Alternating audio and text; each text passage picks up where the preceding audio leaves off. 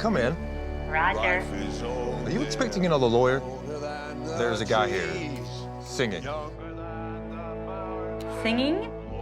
Like a breeze, country road, take me home to the place I belong. Bring him to me.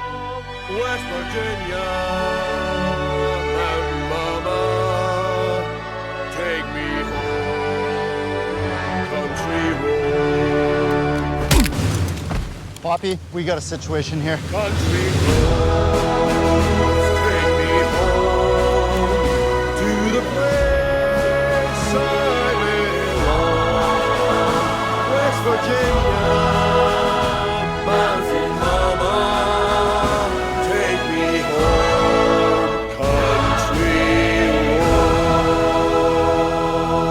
road. Oh, we got so close to the end of the song, but one thing I did forget to mention in the last minute is that Eggsy picked up the briefcase. So he has the briefcase and Harry has the umbrella, which I just want to set up so that we have that geography for the later minute. But speaking on this one, before I start the breakdown, I want to say it sucks that they didn't have more time to be able to recon, and it was no one's fault. If they hadn't gotten there early, a lot more people would have died. But because they didn't have extra time for the recon drones to collect data, days of data, then they didn't know that the mines could be deactivated, that's possible. They could have figured that out. Merlin could have pretended to be another lawyer and be like, hey, I accidentally stepped on the mine. Could you turn this off and save himself? But they didn't know that. Nothing you could do. They couldn't wait longer to find out that information. So that's something, just some bittersweet detail to all this. And personally, on a storytelling level, I would rather have this incredibly emotional moment and goodbye and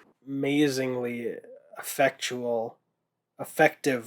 song that makes you feel so much than Merlin saving himself through that. Because as much as I didn't want Merlin to go, it is such a powerful death. It's like Yondu in Guardians of the Galaxy Volume 2. The exact opposite could be said about Roxy's death. So that's why I think we really need to have Roxy come back from the dead, maybe have half a burned face, show that she jumped into that bomb-proof cupboard, almost completely closed it, and she's still alive. That's why I think we need her to come back, because that death doesn't feel as powerful as this. It wasn't earned. It didn't have that emotional gut wrench. But let's get into this minute. So we get the beginning of the minute with the main security guy at the front saying, are you expecting another lawyer? We got a guy here singing. He goes, singing? Bring it to me.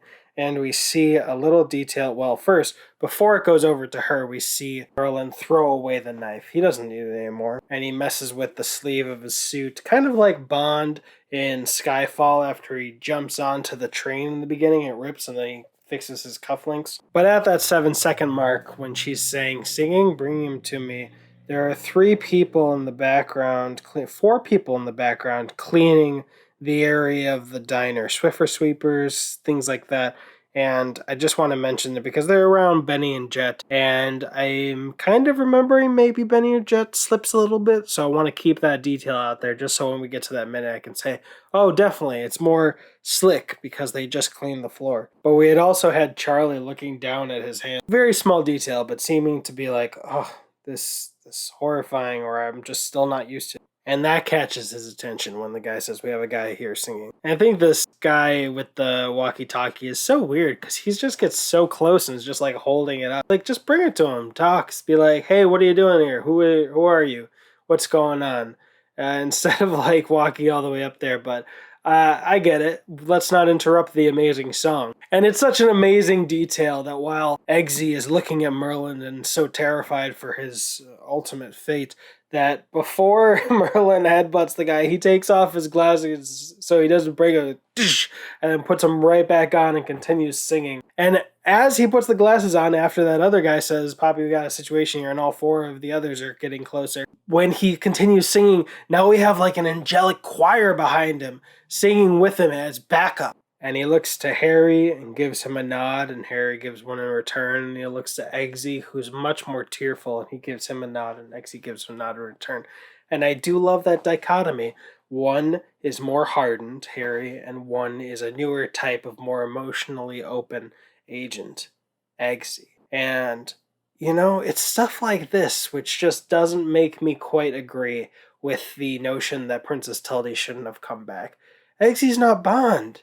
He's not Bond. He doesn't have to be cold and soulless. And Harry's a cautionary tale of what living a life like that can be, where you are still guided by humanity and morals, and you're doing everything to help the world, but that you have no emotional attachments and you don't see things as having substance with a partner. That's not Eggsy. This is Eggsy. He's emotional and he's a gentleman, but he can cry and be broken and fall in love and do what he needs to keep that alive, while never putting the mission second. He still gets the job done. But I love that, and the fact that Taron Egerton has him on the verge of tears before a badass fight sequence, that's beautiful. It's such a beautiful moment. And we almost get, I'm not a musician, that note change or that country road, that we almost get that, but this minute ends. So let's just get over to that, because it's so good. It's so good. I wish we could talk about this song all day. I wouldn't have anything new to add after a few minutes, but it's just such a good moment, and I love it. So, all the normal things to do, like button, review on Apple Podcast, that link is below the like button, and all that good stuff. Just, I don't want this to end when this movie ends. So the closest one might be Bond Minute Bond. You can find that on Instagram at Bond Minute Bond and the link to the podcast there. But there's also I Love You 3000 Minutes for the MCU and X Minutes for X-Men. So, let's just continue this, because, wow.